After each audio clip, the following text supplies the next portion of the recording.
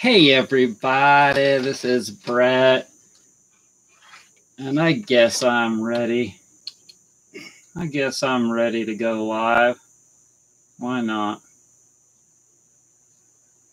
It's kind of a tension building thing as it gets closer and closer. And I am just trying to allow things to come to me. And what just came to me is, I'm in you, you're in me. I'm in you, you're in me. 'Cause you gave me the love that I never had. I was going to sing more of it, but I don't know. That one's not one of my better ones. I like the chorus though a lot. So, this is just kind of a spur of the moment Sunday Night Live because I felt like breaking out, but not. I felt like being reverent, as they say, back in my home state of Utah. That's one of the Mormon words, reverent, that you learn when you're a little kid. But I felt like being crazy. I've watched crazy videos that I think to myself, I'm like, what the fuck am I watching this for? Why am I watching this? This is not really me, or this is the old me. And so it's really been kind of a time of crazy polarity for me. And very much a time of solitude for the most part and working. I really appreciate y'all that bought products from me in December and early January. That's awesome. Thank you so much. Kept me going. It's been dead for like a week, and that's always how it is in January. It's a funny thing. It's a very cyclical thing. It's a very roller coaster-ish thing, the holiday season, because it builds and it builds and it builds and it builds, and then it starts to break down, and then it crashes. The energy. And I was thinking about it earlier, and I was like, maybe it's kind of like people just don't want to calm down for winter time. Maybe people just they're just resistant to calm down for the winter, which is the calm, peaceful, quiet, cold, almost frozen time of the year. And so tonight, I feel as though I really need to just chill it all out. Just kind of chill it all out, but maintain an energetic state. You know, we don't want to crash. We want to just maintain a peaceful, at first we got to get a peaceful energy and attitude. So let's just do some sound meditation for a little bit here. Let's just om for a bit, and then we'll hue for a bit. I know most of you have done some oming, but how about some hewing? I have to remember that spirituality. I cannot think of them, but when I moved to Asheville over 10 years, I was staying in the hostel, and it was directly across the street. The religion that does the hue sound. I even have one of their cards. It's a yellow card. I'll show it to you. Oh, maybe I don't have that anymore. That's strange. Anyways, all it says on the front of it, I think, for the most part, is HU, hue. And that's the sound that you make, and they believe that that is the sound of God. So we'll do the om first. Ready? Oh. Oh.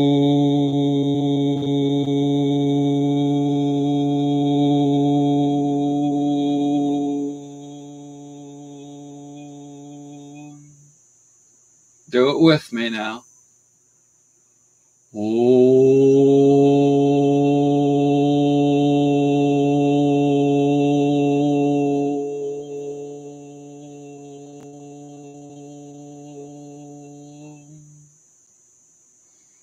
Do one more.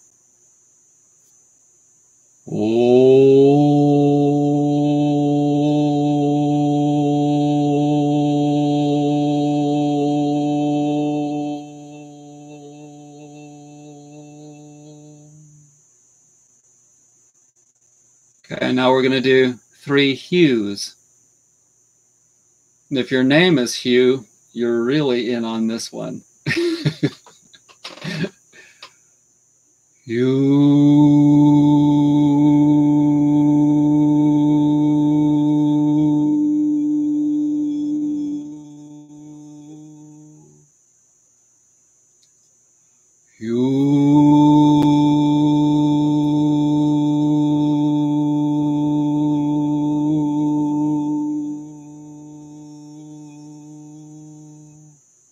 And one more for Hugh Hefner. Hugh.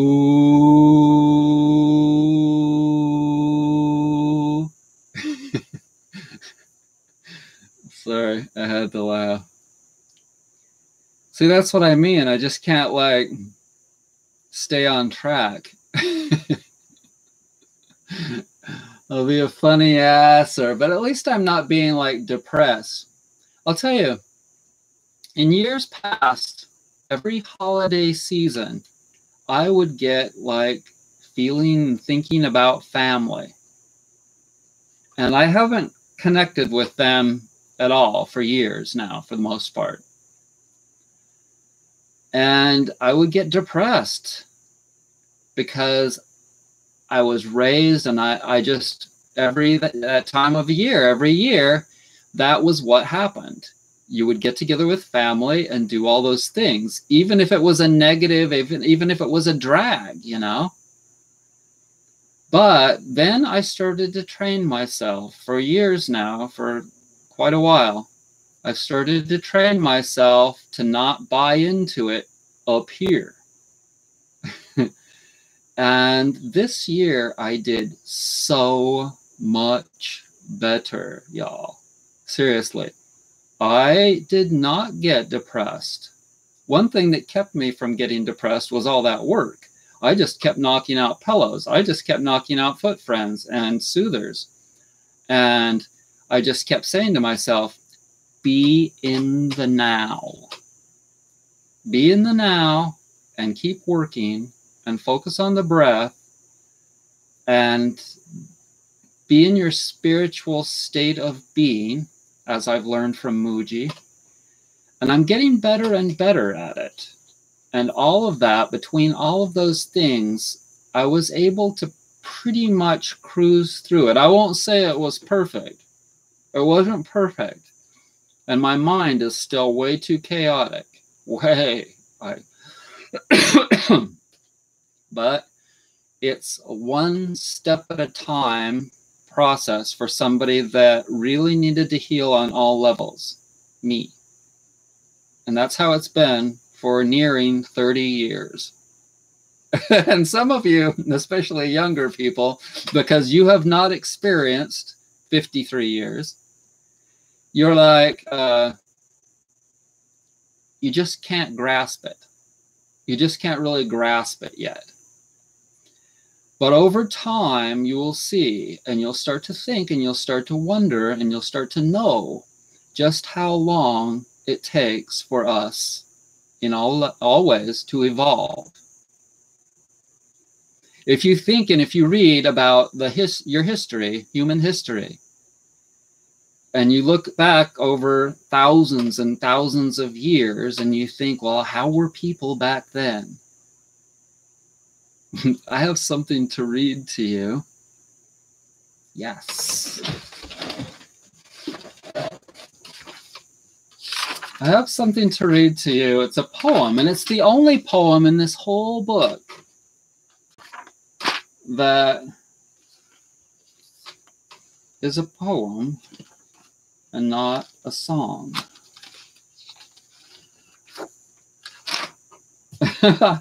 Now, I'm forgetting the freaking first name of it.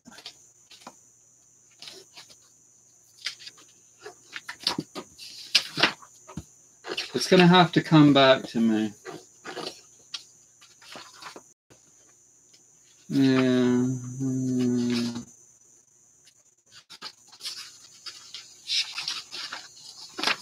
Crap. Okay, I'll read a few of these comments here. Let's see. Goofball, yes I am. Best part of the weekend, really, but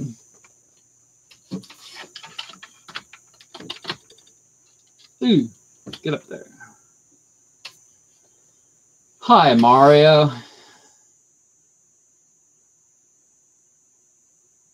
Cool, Richard. Played all of America.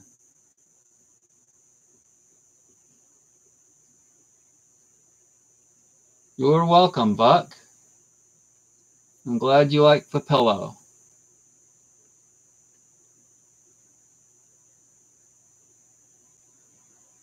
Sure, Mitch. Come by, get a massage. You never know. We might hook that up. You have gluteal pain. Roll on a softball on your butt on the floor. Put a softball under your butt and roll on it on the floor and put your weight on it. That is the best thing for gluteal pain. That is so awesome, John. I am so glad that you love that pillow. And John, what about the body pillow? Are you liking that too? Body pillows are not as, I don't know, people don't, including myself, don't just hop on board with those as easily as the pillow. 62 years, Jackie. Yes, you are still hanging in there. Jackie lost her husband not too long ago. But, you know, we all got to go sometime, and maybe, obviously, it was his. It was his time.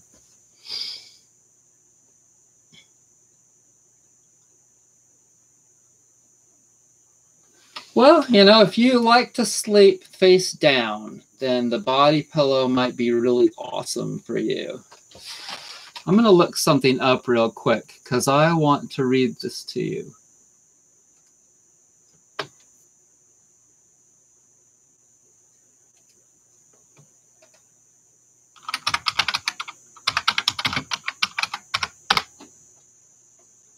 Okay. You're going to love this, y'all. You are going to love this, and then I'm going to turn you on to this person, and I hope that I can read it good for you because it's a long poem, but it's incredible. It's the best, one of the best things that I've ever heard in my life. So here you go. In the old days, the myths were the stories that we used to explain ourselves.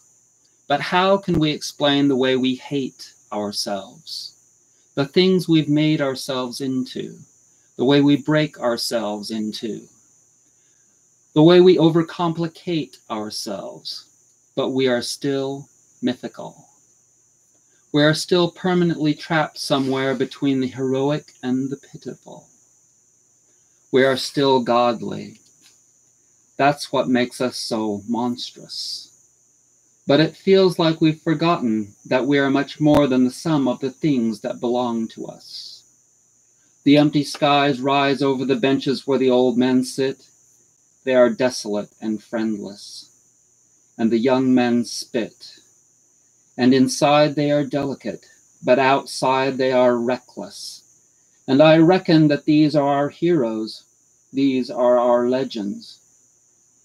That face on the street you walk past without looking at, the face on the street that walks past you without looking back.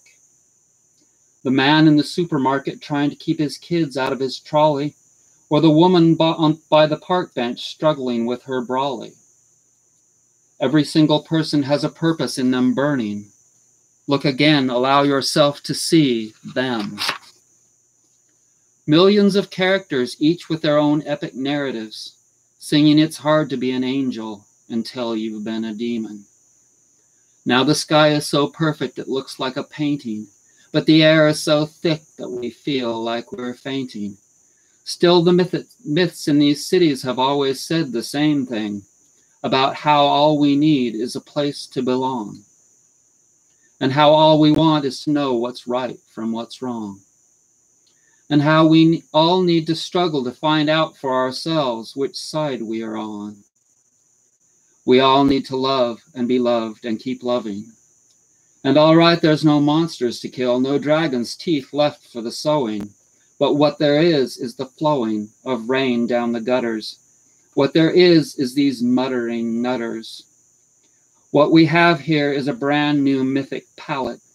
You know the parable of the mate you had who could have been anything, but he turned out to be an addict. The parable of the prodigal father returned after years in the wilderness. Our morality is learned through our experiences gained in these cities, in all of their rage and all of their tedium. And yes, our colors are muted and beige, but the battles they rage all the same, and we are still godly. Call us by our names. We are perfect because of our imperfection. We must stay hopeful, we must stay patient. But when they excavate the modern day, they'll find us, the brand new ancients. See, all that we have here is all that we've always had. We've had jealousy, tenderness, curses, and gifts. But the plight of a people who have forgotten their myths, and imagine that somehow now is all that there is a sorry plight, all isolation and worry. The life in your veins, it is godly, heroic. You are born for greatness. You can believe that, and you know it. You can take it from the tears of your poet. There has always been heroes. There has always been villains. And yes, the stakes may have changed, but there's really no difference. There has always been heartbreak, greed and ambition, and bravery, love, trespass, and contrition. We're the same beings that began and we're still living, in all of our fury and foulness and friction. These are our everyday odysseys. We have dreams, we make decisions. The stories are there if you listen. The stories are here, the stories are you, and you fear and you hope. Is as old as the language of smoke, the language of blood, the language of living love. The gods are all here because the gods are in us. Man, the gods are in the betting shops, the gods are in the calf, the gods are smoking fags out in the back. The gods are in their office blocks, the gods are at their desks. The gods are sick of always giving more and getting less. The gods are in the supermarket, the gods are walking home. The gods can't stop checking Facebook on their phone. The gods are in a traffic jam, the gods are on the train. The gods are watching adverts, the gods are not to blame. The gods are working for the council, the gods are in the dole. The gods are getting drunk, pissing their wages down a hole. The gods are in their gardens, they're tearing up their plants. The gods are in the classrooms, the poor things don't stand a chance. The gods are trying to tell the truth, but the truth is hard to say.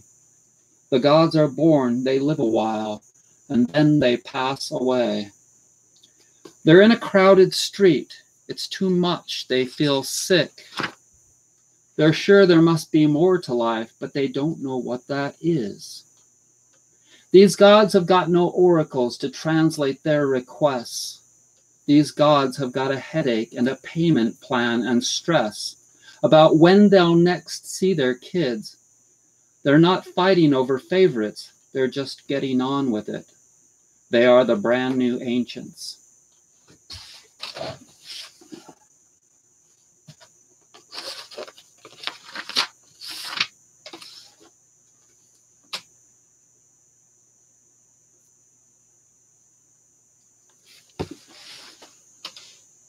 Oh, no. Oh, good. I thought that maybe I'd lost connection. Did y'all like that one? That was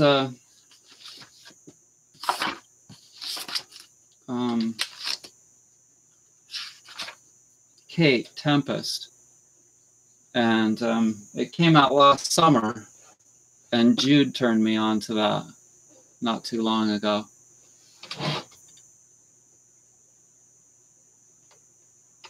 I lost it for a bit. Can somebody tell me if did y'all hear all of that, or did it cut out?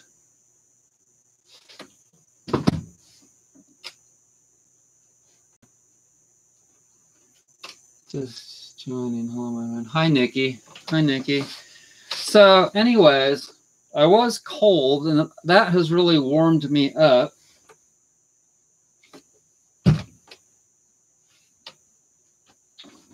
So, heard it. I heard it. Thank you, John. Thank you so much. So I have a bunch of spiritual books here that I've read here and there over the years. And this is a really good one.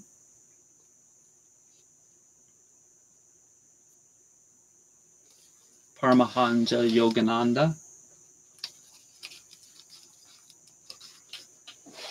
A student was dubious about his powers of spiritual perseverance. To encourage him, Paramahansa said, "The Lord is not distant but near. I see him everywhere." "But sir, you are a master," the man protested. "All souls are equal," the guru replied. "The only difference between you and me is that I made the effort. I showed God that I loved him, and he came to me. God is the magnet from which God cannot escape." These have a whole lot of little great sayings in them, you know, that Paramahansa Yogananda said. And this book, I can't remember where I got it. I think somebody gave it to me or something, but it's dated like from the 50s. This is a very old book. Very old. Quality good here, but I hear some crickets or something.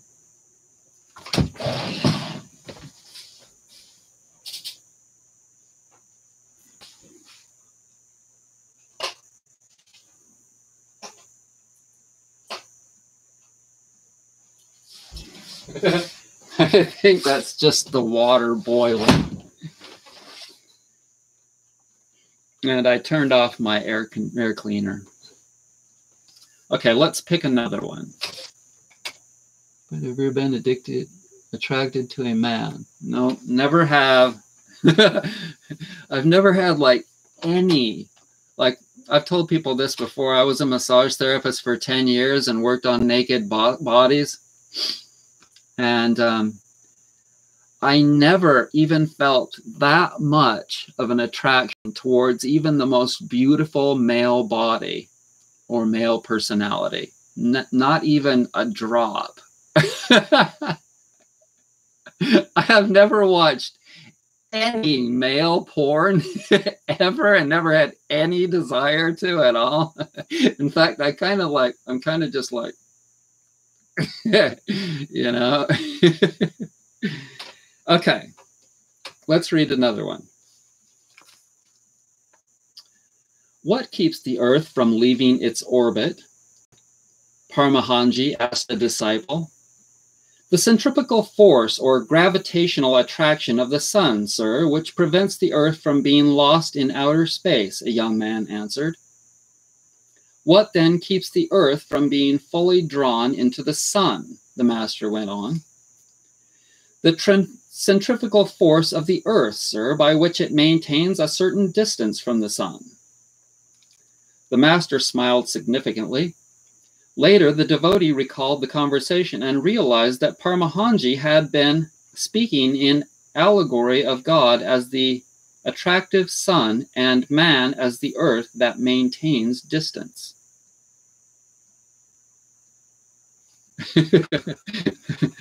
Look at these old pictures.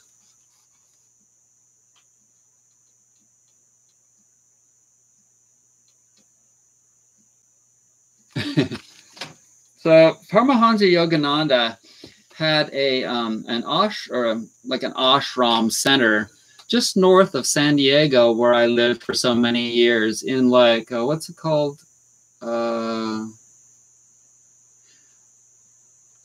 It's north of Cardiff by the Sea. I can't even remember all the towns now. I think I've really put San Diego out of my mind, like so many things from my past. And lately, that's been really helpful for me, even though it's kind of like an addict that goes back to their drug, you know? I'll catch myself constantly going back to thinking about the past or pondering too much about the future, and I'm really working towards being in the now and having to constantly remind myself of this. But I also keep thinking, man, it will be really, really great when I'm like this, you know, and not like this all the time. Sometimes I can get like that for a while.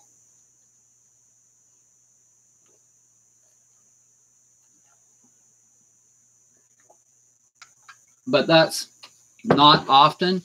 And it's such a telling tale of where I'm at.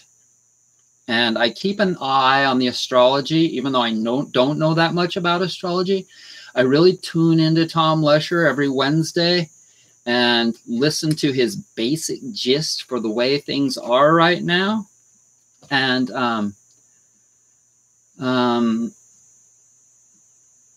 kind of forgetting exactly what this week's was, but in any case, it's really important for me to see, just to know that I'm being affected by the stars, that it's a natural occurrence, and that the more I can stay centered, the less it'll affect me.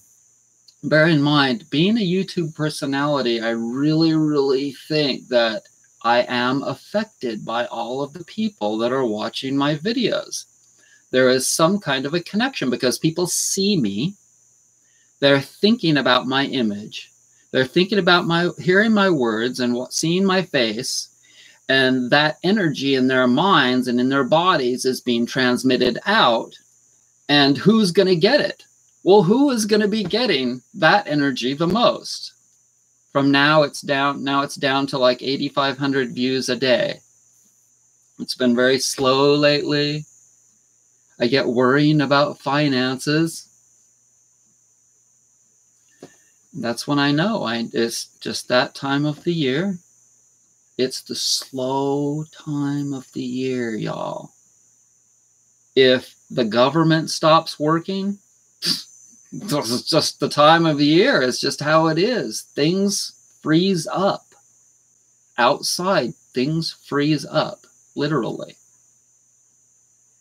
And it's good to just stay focused on what you need to focus on and be in the now.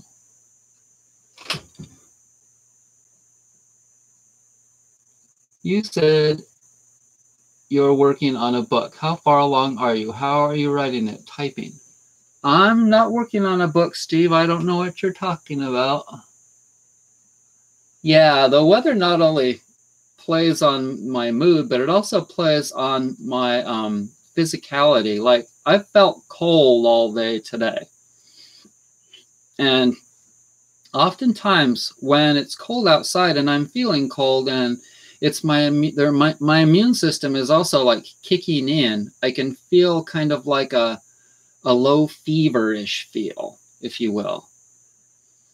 And I have to remind myself that that's a good thing.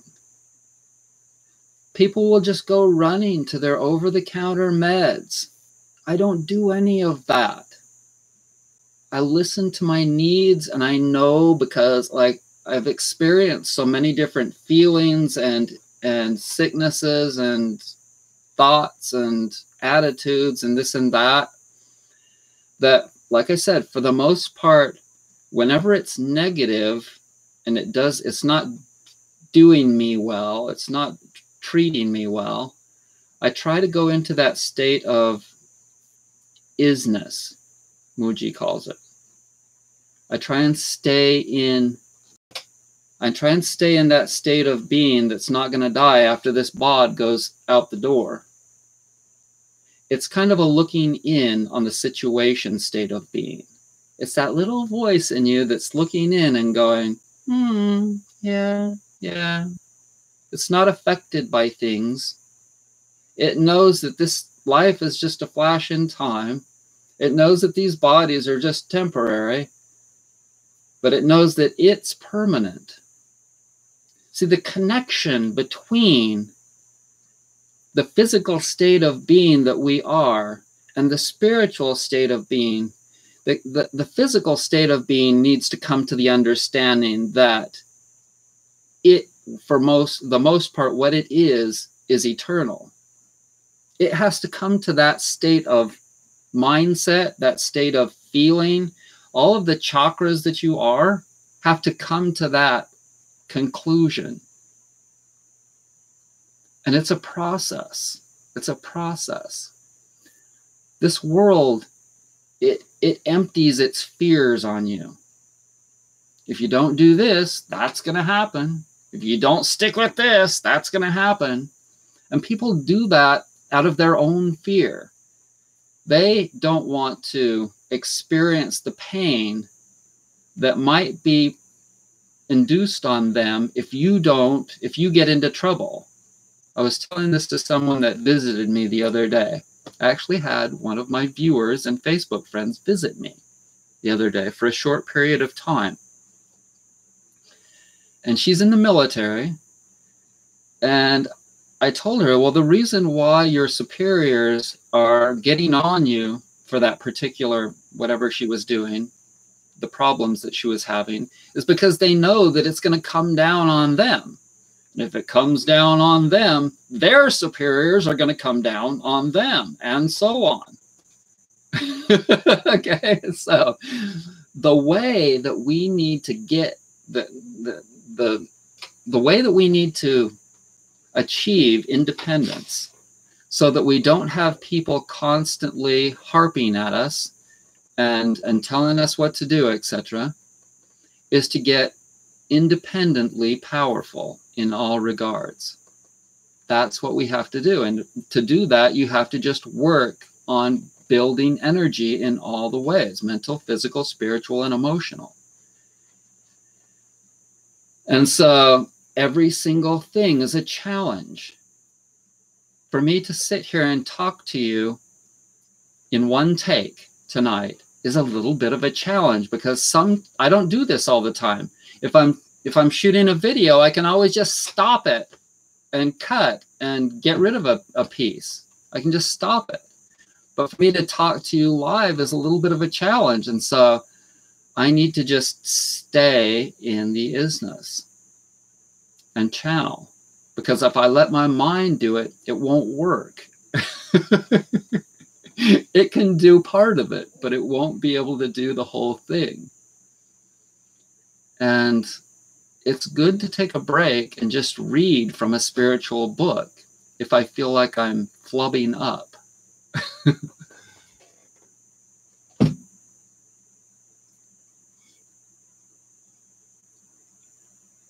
Hey, Wild Bill. Wild Bill, you're going to have a new baby soon. Is it a boy or a girl? I can't remember. I think it's a girl, isn't it? Okay.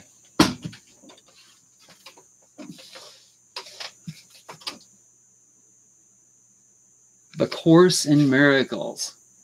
Anyone that's ever read The Course in Miracles knows that there's something way beyond anything any human could possibly have ever conceived to write this. This was supposedly written by a woman in about 68 or something like that. She channeled it every night. She would stay up late and write and channel it. And I think it took her several years. But in any case, once in a while I pick this up and it usually gives me something profound. So let's check it out. Lesson 124 reads, Today we will again give thanks for our identity in God. Our home is safe, protection guaranteed in all we do, power and strength available to us in all our undertakings. Power and strength available to us in all our undertakings. We can fail in nothing. Everything we touch takes on a shining light which blesses and which heals. At one with God and with the universe, we go our way rejoicing, and the thought that God himself goes everywhere with us. How holy are our minds, and everything we see reflects the holiness within the mind at one with God and with itself. How easily do errors disappear and death give place to everlasting love. Our shining footprints point the way to truth, for God is our companion as we walk the world a little while. For God is our companion as we walk the world a little while. Some of these are just such cool little statements, you know. And those who come to follow us will recognize the way because the light we carry stays behind, yet still remains with us as we walk on. What we receive is our eternal gift to those who follow after and to those who went before or stayed with us a while. And God, who loves us with the equal love in which we were created, smiles on us and offers us the happiness we gave. Today we will not doubt his love for us, nor question his protection and his care. No meaningless anxieties can come between our faith and our awareness of his presence. We are one with him today in recognition and remembrance. We feel him in our hearts. Our mind contains his thoughts. Our eyes behold his loveliness in all we look upon. Today we see only the loving and the lovable.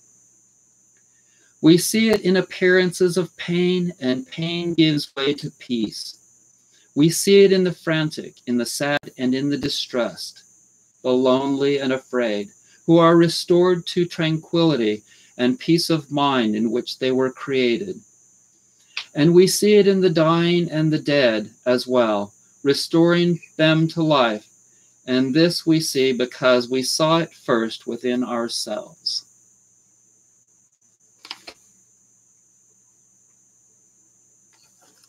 That's some good stuff. Very good stuff.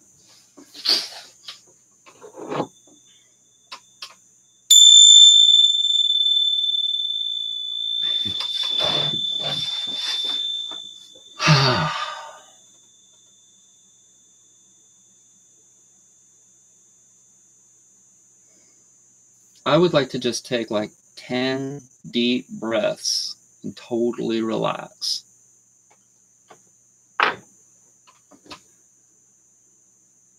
1.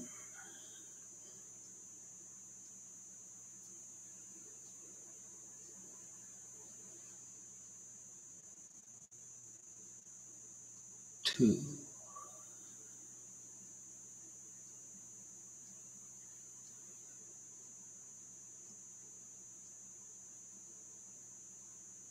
3.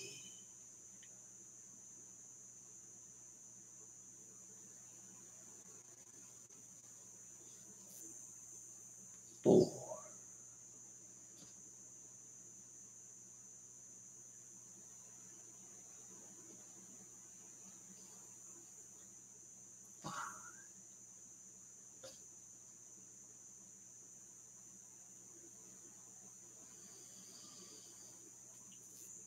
6.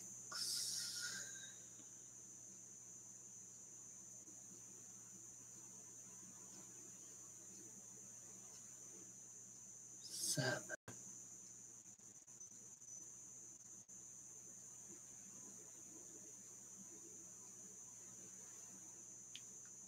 8.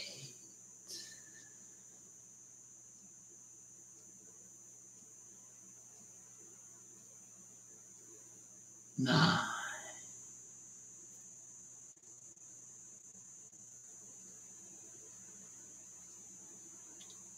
10.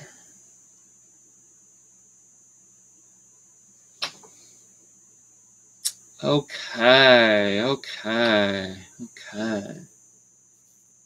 Where are we at? Girl, yes, a girl. That's what I thought. Does anybody have any questions about anything that they think I might could help them with tonight? Give it to me, y'all. Give it to me. I am ready. Adrenal insufficiency, a low immune system, asthma, etc. I'm 21 and looking for any advice or natural ways to improve on that if possible. Thanks. Well, you know, why? Why are your adrenals overworked? Why is your immune system low? What's draining you? What's draining you? Oftentimes, I think, not always, but oftentimes I think that the questions that people send to me are reflections of myself. Do you ever get that? That the things that are happening to people and things around you are direct indicators, they're direct clues to what you need to be thinking about yourself. Maybe not exactly in the same way, but maybe in a similar way, or maybe an opposite way. But something. So when he says that, that makes me start thinking maybe I have the same issue. Not everything that everyone says to me throws up a flag for me personally, but that one kind of does a little bit. And it means that, you know, you're expending your energy. Maybe you have a low energy to start with, and you're expending that energy on something too much. And that's not leaving you much in reserve, right? So, if you can figure out something that you're doing that you're expending a lot of energy in that you don't necessarily need, or maybe your timing is off, like if you're going to bed really late, that can really drain your energy. If you're working too much, obviously that can drain your energy. If you're not getting enough sleep, then you're not restoring your energy as quick as you need to, as much as you need to. If you're thinking about something and it just keeps coming back to you, it's like, enough. I have thought about that thing that I can't really do anything about. Enough. I have done that enough. Is there any way that I could possibly just get rid of those thoughts? Let me tell you what I did the other night. It was one of the most powerful healing sessions that I've ever had.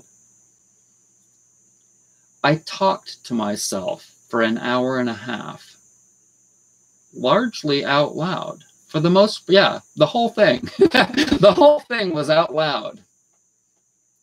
And I just talked and talked and talked to myself like I was my own psychiatrist. And I really gave it to myself. I mean, seriously, I like whooped my own ass into shape the other night. And was it the little voice?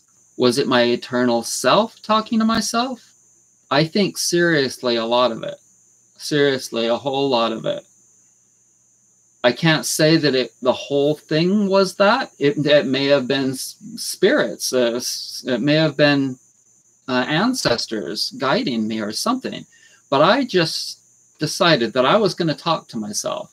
No, I didn't really decide anything. I didn't decide. I just did it. I just started doing it. And some people might call it cabin fever. Mm-mm. A lot of things have kept me from getting that. And it's largely you guys and people ordering products from me and keeping me busy because I have to pay the bills. And so that's kind of what I've been doing, staying sane and getting more saner by talking to myself, all these different things in my toolbox, I call it. I have this toolbox, and anytime I feel distress, I don't always go running to food. I oftentimes go running to food, like chocolate and peanut butter. But I always eat whole foods. And I always eat veggies and greens every day. And I try and eat better and better every year. In fact, when a year rolls around, we often start thinking about things that we want to achieve for the year, right? What do I want to do? And then we think about the past year and we're like, well, what did I get done? Or how's that year? And remember, like 2 years ago, it was just a year of Trump hell.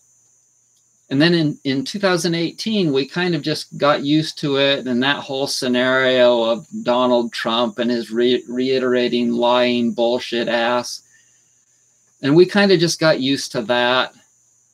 And then also like the women just bitching about the men, you know, and sexual escapades and all of that, the whole U2 movement and the whole black movement. The last couple of years have been really in the news and in society in general, just basic hell. It's been hell. Like people have just been purging, just fucking, sorry, puking. People have been puking out their angst and pain. Big time. And a lot of us, I'm sure, have just been saying, my God, when is this all going to be over? You know, when are we all going to just kind of get to this point? Like a rock climber. Have you ever done any rock climbing? I have. You get in a bad place and you've got a ways to go before you get to where you can take a breather. And you're holding on and you have to keep moving because you've only got tiny handholds, small ones. And what you need is a place to lean on or a place to sit. And we haven't had that for a while.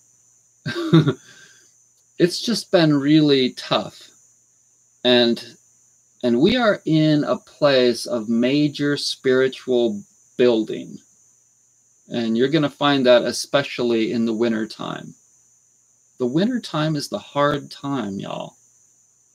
It's not the fun time. If you think about all the different aspects of a person's life, a time to go to Disneyland, a time to go to Dollywood.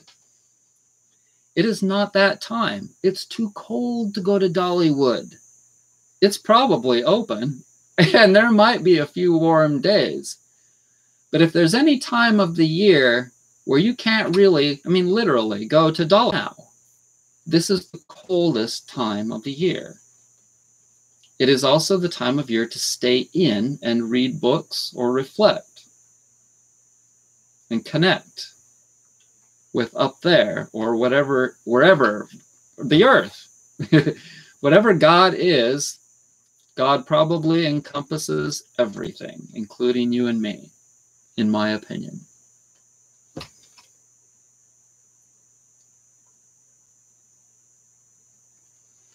Yeah, well, you know, I'm not going to totally get into the pros and cons of Trump. And yes, I did say pros. I'm not going to get into that tonight. maybe in a video.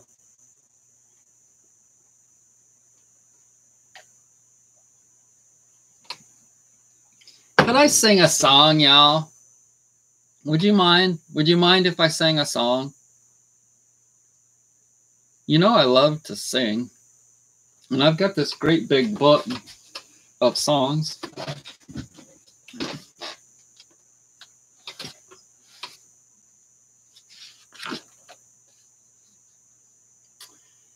Why do I always turn to that one? I always turn to Message in a Bottle. I mean, that must be a clue, right? That must be a clue. Message in a Bottle.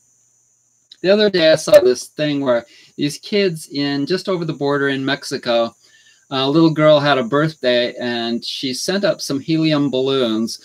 Oh, no, it wasn't a birthday. It was for Santa Claus. She put her gift wish list on one of the balloons and it flew over the border, and guess where it landed? Patagonia, Arizona. Has anybody ever been to Patagonia, Arizona?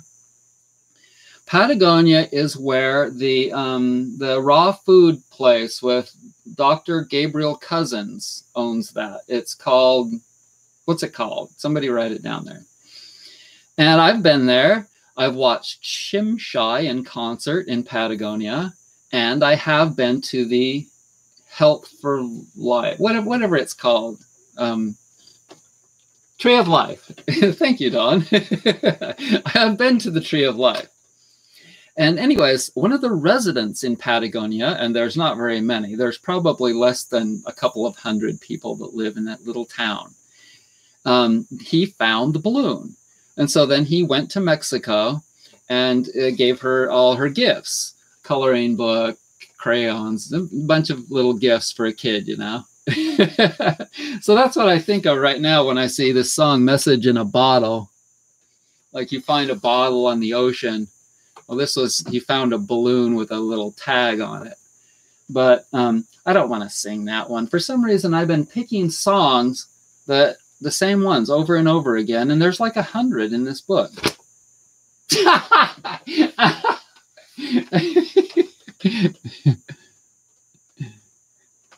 My God.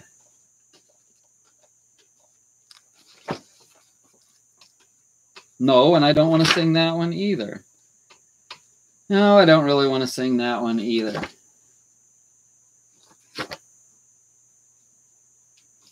You know, I can't really find one that I really want to sing.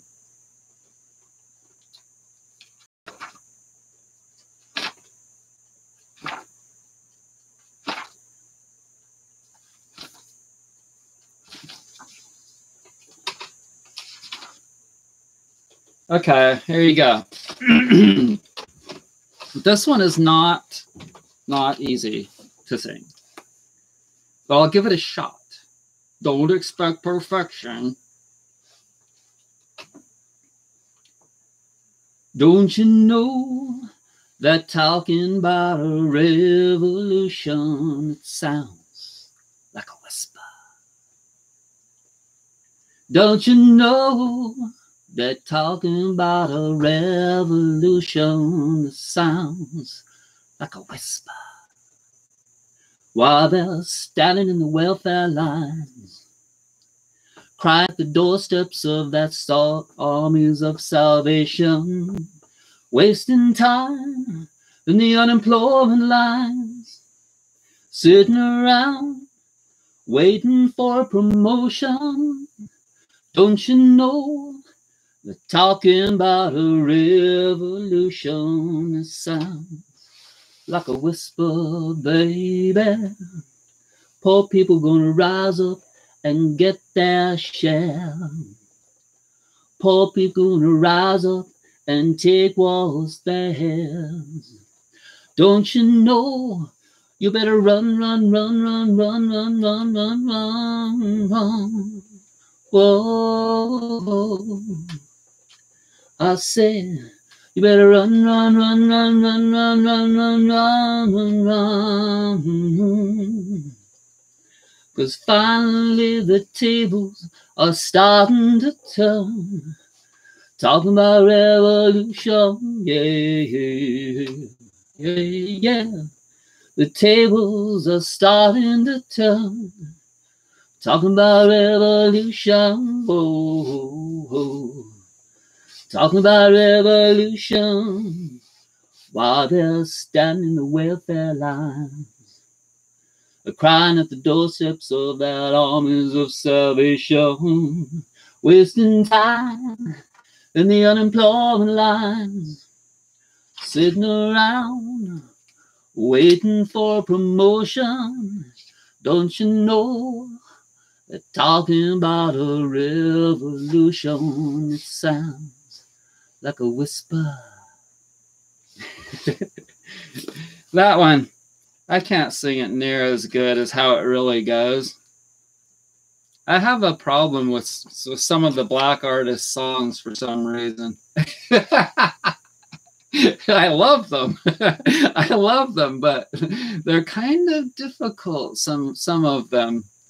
That sexual healing, I am not even going to get into that. And Marvin Gaye was incredible. He was a mind-blowing singer.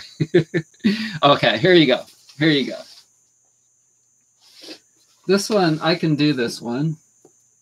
Is anybody still with me?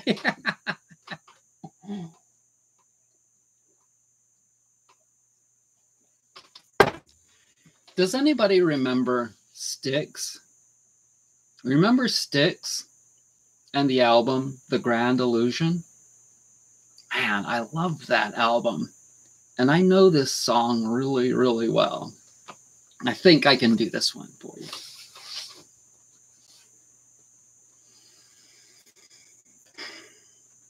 Welcome to the Grand Illusion. Come on in and see what's happening. Pay the price, get your tickets for the show.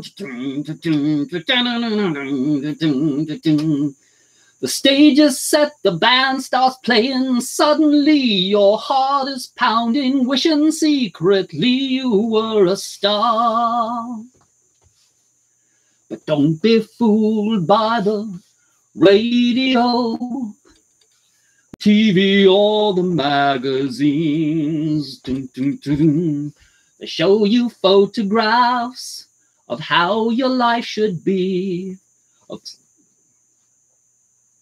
But they're just someone else's fantasy. So if you think your life is complete confusion because you never win the game, just remember that it's a grand illusion, and deep inside we're all the same. All the same. Dun, da, da, da, da, dun, dun, dun, dun, dun, dun, ba, da, da, da, da, dun, dun, dun. So if you think your life is complete confusion because your neighbor's got it made, just remember that it's a grand illusion, and deep inside we're all the same. We're all the same. America spells competition. Join us in our blind ambition. Get yourself a brand new motor car. Come on! And someday soon we'll stop to ponder what on earth the spell we're under. We made the grade and still we wonder who the hell we are.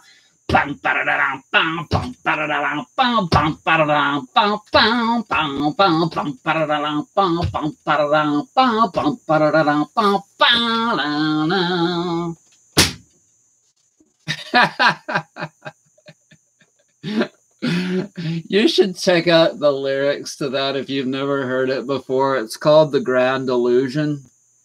And so oftentimes I think that this is exactly what this world is.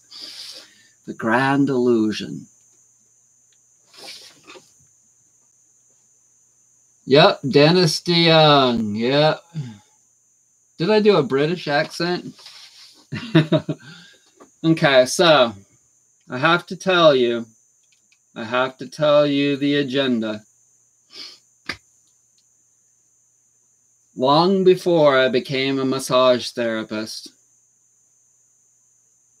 probably going back many lives, I had a funny bone. I was a smart ass. I was a funny ass. I was skeptical and cynical. And soon I will be doing comedy videos. Yeah. I will be doing some comedy videos. That's right. And I hope soon, y'all, because the energy has to be right. So Steve Perry was gone from music for a long time, and he says that the reason is because he just didn't feel it. He didn't sing, he didn't do anything musical for decades. And for me, it's been a long healing journey, and I can sort of understand that because I have not just consistently been where I have felt like I want to be the real me, which is to go out into public and do something like funny videos, funny ass videos. Sometimes I'll have a whole day where I just feel like a funny ass person. Just a funny ass person. And I will think of all these different ideas and I just keep writing them down. And I'm saving them for the day. But I have to save up some money to pay the camera person. And I have to save up some more money to get a wireless mic system. And it's in the works though. How soon is soon? I don't know. I just keep wishing that it were now. But that's the future. See, that's one of my problems. I want that time to be now. I want to be there. But you can't force your body, mind, and soul to be where you want it to be overnight. It just doesn't happen. It just doesn't happen. There's all kinds of things that I project and desire for my future. But you have to put it in context. The things that I want are heavy things. They're thick. They're thick and they're dense. And they're the things that all of us, most of us, a lot of the things that I want are the things that most of us want. And that's the quest of health. That's the quest of it all. I have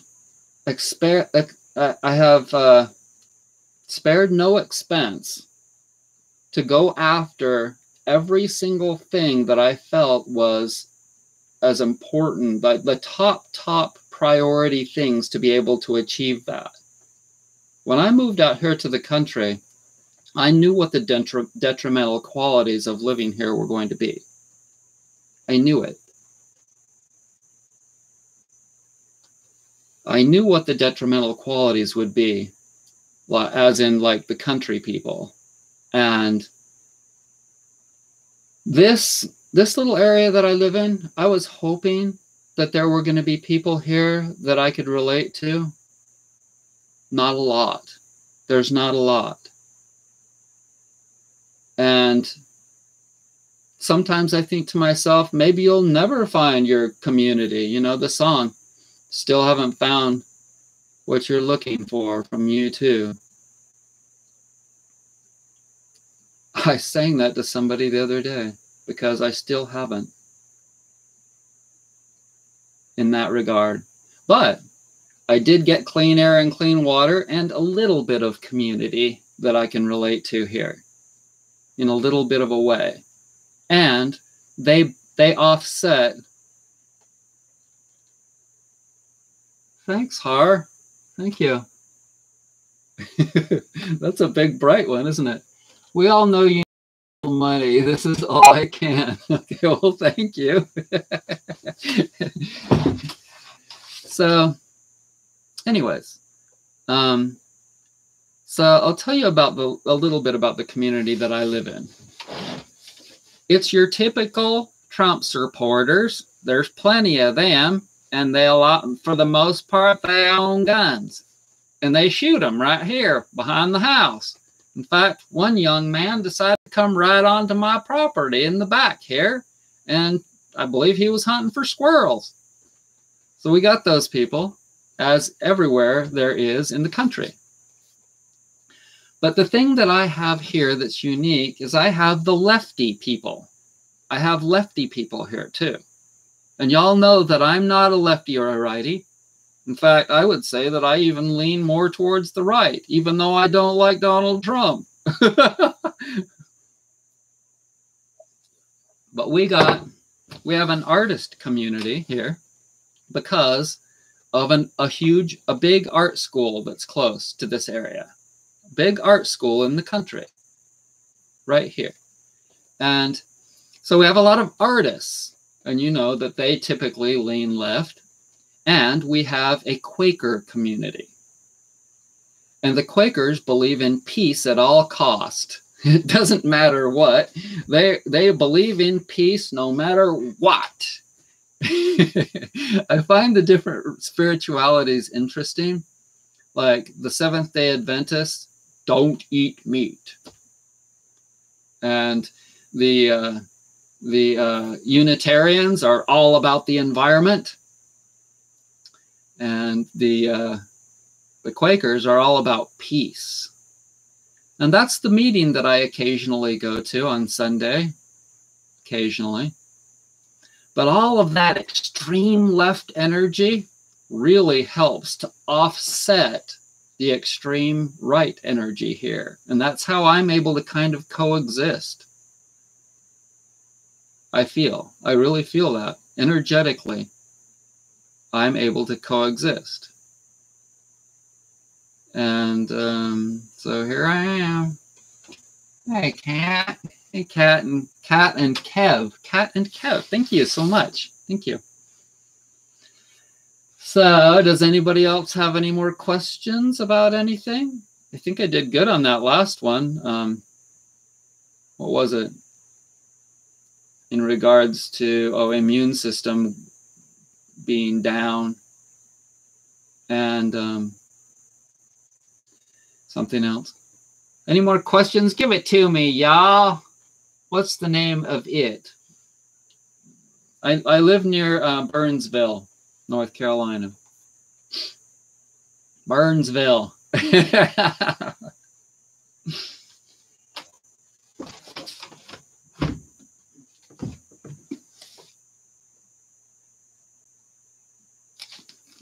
This is Wayne Dyer's interpretation of the Tao Te Ching, and I have turned to the 58th verse. When the ruler knows his own heart, the people are simple and pure. When he meddles with their lives, they become restless and disturbed. Bad fortune is what good fortune leans on. Good fortune is what bad fortune hides in. Who knows the ultimate end of this process? There is no norm of right. Is there no norm of right? Yet what is normal soon becomes abnormal. People's confusion is indeed long-standing. Thus the master is content to serve as an example and not to impose his will. He is pointed but does not pierce. He straightens but does not disrupt. He illuminates but does not dazzle.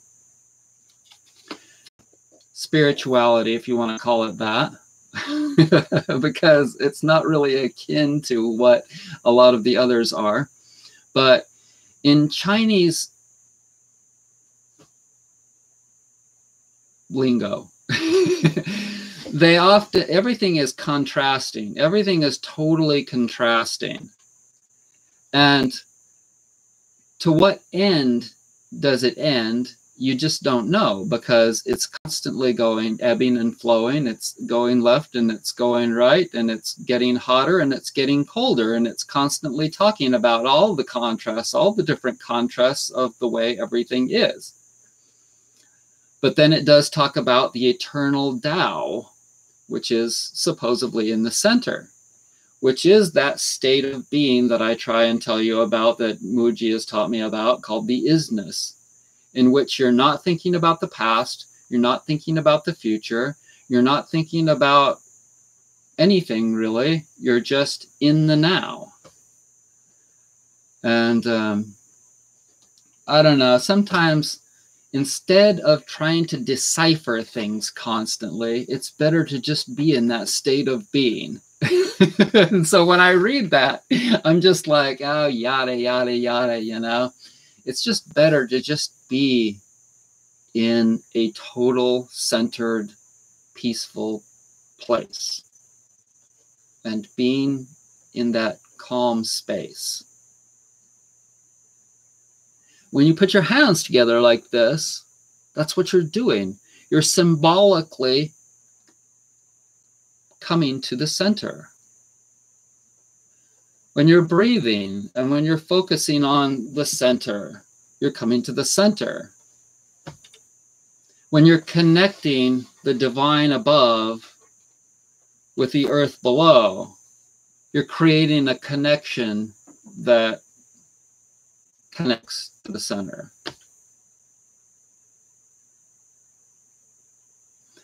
When you're single, it puts a lot of pressure on you to stay centered. Do y'all relate to this? All those of you that are single? Okay, think about this. If you don't have the opposite energy around you all the time, it puts pressure on you to be more feminine, and in a lot of different ways. Think about this. I have to do dishes. I have to sew. I have to do all of the typical housework, feminine work, right? But then I'm out on the porch doing woodworking. Okay, so, I mean, you have to really stay connected to God, I think, more, because you're not getting, it's different pressures, I'm sure. When you're with somebody else, it has you've got the pressure of being more accepting and more sorry, brain's starting to not work well, and maybe I'm running out of energy tonight. More accepting and more congenial when your family, your wife, your husband, whoever is around. And so it's different challenges, but it seems to me that when you're by yourself, you're not able to constantly be able to just balance that out by having the other person around you, because there is nobody else around you. And so it's easier to get off keel and off track, but it forces you to get back to the center, for sure. If I didn't have the internet and my Facebook friends and you all to converse with, and just, even though sometimes I'm just making a video and I'm just talking at the camera, I get feedback with the comments. And that feedback is so important for me. It's really, really been important. That's why I get rid of anybody that's not giving me good feedback. Or if it's just kind of like, if they're giving me some screwball feedback, just kind of fucking with me, you know, I just get rid of people. You wouldn't believe the list of people that I've blocked on YouTube. It goes on and on and on. There's probably 1,000 people on there now.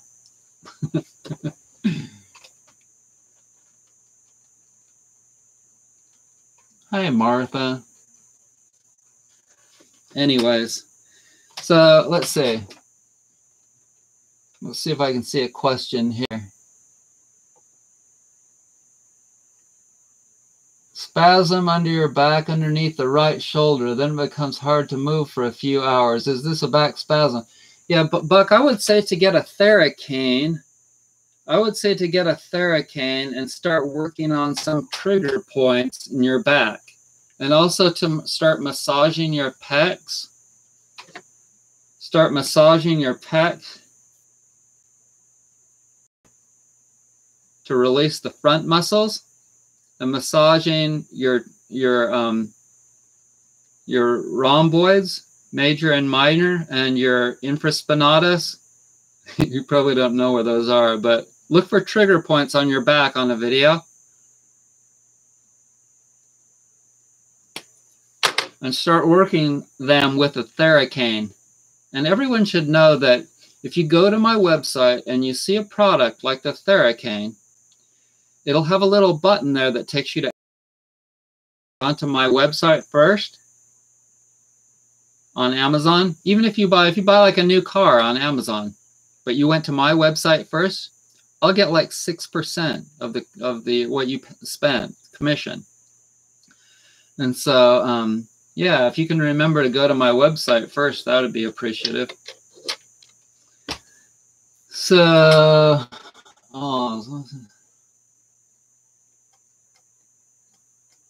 question, you're the freaking man. Keep on.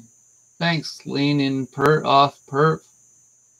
My lower back is very uncomfortable when I sleep. What do I do about it? You probably need to release your leg muscles, Angelina. You need to listen to your body and feel for where it's not just your low back. When your low back is sore, it's someplace else that's also sore. Most likely your IT bands, your quads, and hamstrings. Rollers are really good for working on those, but you can work on your legs with your own hands. And so you probably also need to release your butt muscles, and you probably need to release your middle back muscles too, using a Theracane. That's why all these tools are so important. All these tools that I use them every day.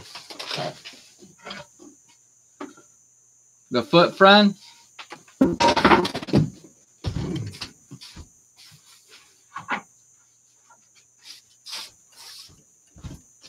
I have 11 of these foot friends, y'all, that I put together. I assembled 11 of these yesterday. They just need to be finished. And these are one of the best tools.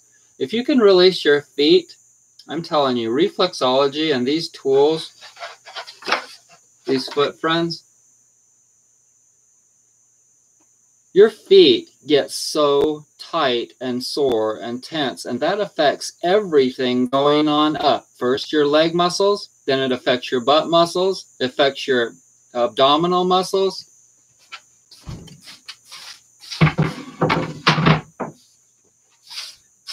It looks like a simple tool, but actually, the foot friend massage tool, I make less money per hour making that than probably any of the other tools, any of them. It looks like a simple thing to make them really good with quality materials and then finish it nice. It takes so much sanding to do those freaking things. Those are just down to the assembled part. They still have to be finished now. And each one of those takes 45 minutes just to finish it. Finishing in woodworking is always the big time taker, the pain in the butt, because a lot of it has to be done by hand. Some of it can be done by machine, but a lot of it has to be done by hand. And just a regular sanding block or a sanding pad. So, and right now it's kind of tough. It's cold outside, so I'm trying to wait for like warm days to work outside. But luckily, I was able to assemble all of those inside yesterday in the warmth of this room. So the gluing procedure isn't something that requires me to be outside. It's all the sanding stuff where sand is getting, or sawdust is getting everywhere, I mean, I can't have that in the computer, you know, it'd get all in the keys and it'd get it everywhere. It would be a mess, you know. But anyways, yeah, go, get yourself a foot friend. You will never regret that. You watch my videos on how to use the foot friend and how to massage your feet deeply with those. Then start massaging your legs, because you'll notice that if your feet are sore and if they've got like, if you've got a foot cramp, you'll notice that your calves are also really, really sore and tight. And that if you start squeezing them like this, or if you stretch by doing that stretch where you stand and you put your leg back, if you do that when your feet are sore, you'll see that your lower leg muscles, especially your calves, are really, really tight and sore. That's because all of that is going under your heel. All those tendons are going under your heel and then connecting to your soleus muscles and your gastrocnemius muscles, and then the front muscles, your tibialis anterior and your perineal major and minor. All of those are connecting to all of that connective tissue and foot muscles in your feet. It's all affecting itself.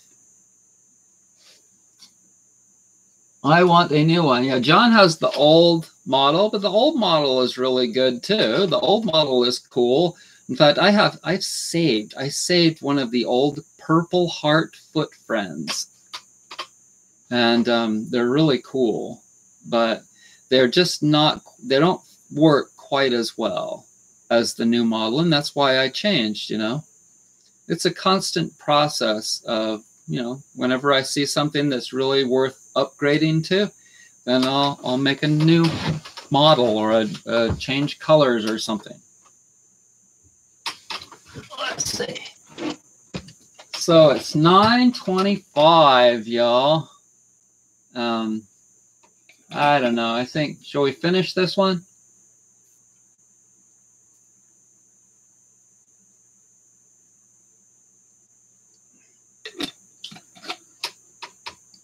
I feel really blessed because even though some things aren't really great in my life, I'm able to progress for the most part in the things that I've wanted to progress with. And even though it's really slow, it seems, it's getting there. And because it's slow, it's really giving me deeper strength. It's giving me a deep strength. If it were easy, I know that it would be a very superficial strength. And so I'm just counting on it to come through for me in the future, this building of strength and persistence and patience. And some people will say, someone said in an email, or not an email, but a comment, that they've been sick for 25 years and this and that. And, you know, if you look at how a lot of people are, look at some extreme cases of people that were born not very healthy. Look at some extreme cases of that. And then visualize them being given the keys, the knowledge, and the abilities to be able to heal themselves. And you were to say, well, how long would it take that person that has really bad skin, they look like they don't have very healthy organs, their voice is like this, they're not very attractive, all a bunch of different things that qualify a person as not being very healthy. If you were to look at an extreme example of a bad health person, and you were to say to yourself, well, how long do you think that it would take for that person to, if they were given the best foods and the best parents and the best of all worlds, how long would it take for them to get, so when the average person looked at them, they were like, man, that person looks really healthy. Well, that's what you're doing essentially with natural healing. It's not a quick fix. It's a work in progress. It's a never-ending battle. And some people are here to regenerate, and some people are here to quickly degenerate. We've all seen the rockers that were born with really great genes, and they just come out and they've got the best music, and they just have such presence on stage, such wonderful presence, and they're geniuses or this or that. And they just drink themselves and drug themselves until they're dead. Like John Bonham, the drummer of Led Zeppelin, or Jimi Hendrix, or Janis Joplin. So many of them just, like, for whatever reason, they just fried themselves. Well, this is the opposite of that. This is the opposite of that. And it's working towards peace instead of chaos. If you have the ability to foresee exactly what the ultimate person health-wise would be. Now, this is the opposite, okay? This is the opposite of what I was just talking about. What kind of music would they listen to? What kind of thoughts would they have? What kind of spirituality would they adhere to? Would they have to go to church? Would they need to? Or would they be somebody that goes out and teaches other people? Or would they just try and set an example and not try and preach at all? Like, you can think about all of these things forever. And so it all depends on, all these different things depend on your outlook, but you know, the thing that you think, the way that you think that a person should be, that would be the healthiest, is going to be, you know, what you're striving toward the most, what you're striving towards achieving. And the other day I was watching this, just yesterday, I was watching this video on savants. Do you know what a savant is? It's this person that is not epileptic, but not Down syndrome, but one of the other diseases. They have that. And the movie Rain Man was written after it, with Dustin Hoffman and Tom Cruise. And there's this guy that actually, I believe he's still alive. He lives in Salt Lake City. And he can read this book in probably 5 minutes and remember 98% of it. And there's this other guy that he knows numbers, and he can tell you the number pi, you know, 3.14, yada yada yada, to the 22,500th position. It took him 5 hours to do it. And I believe it's the world record. And he doesn't figure things out in his mind. He sees them. He sees visions of numbers coming to him in his mind. He doesn't figure out anything. It just comes to him in visions and colors in his mind.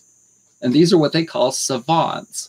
And there's all different kinds of savants, and there are only a very small number of them in the world. Now, if you think about that, reality, it's not something that's any kind of a fictional thing like Reiki, for instance, that's not necessarily proven. This is a proven thing. These people that are savants, they can sit before you. There's absolutely no trickery to it. There's no way, it's not possible for any of them to be tricking people by some kind of a means. some kind of mechanical mean, that something that was placed in their, some mechanics that was placed in their minds or something like that. It's not possible for that. So if you think about that, and that our minds have the ability to potentially do that, what else can we potentially do?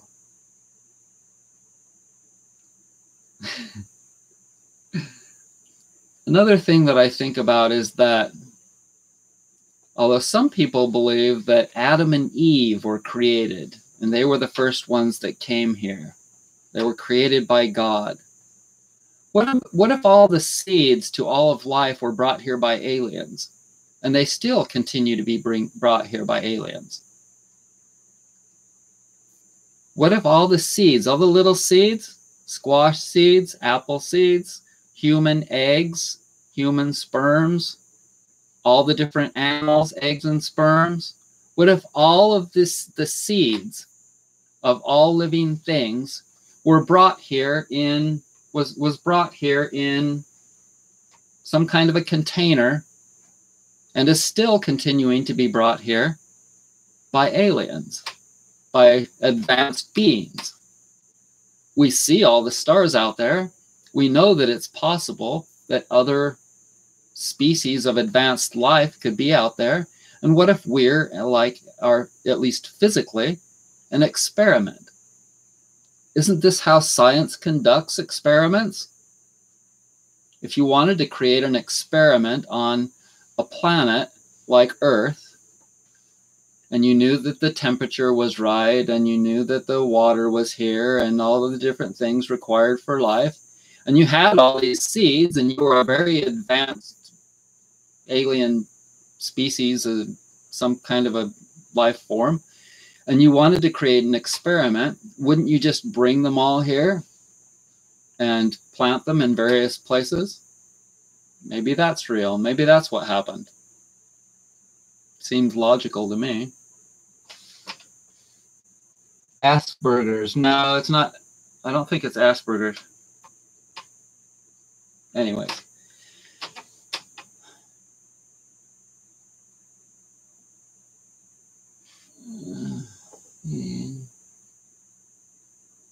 You know, although I have a lot of things that I've grounded, like my sewing machine is grounded. I haven't been working on that diligently because I have so many other things that I've taken on that I'm dealing with, and you can only take on so many. And I'm really kind of up to my neck in healing. So I think I would like to end this Sunday Night Live tonight, right now. I'm kind of running out of energy. I'm sure you can tell.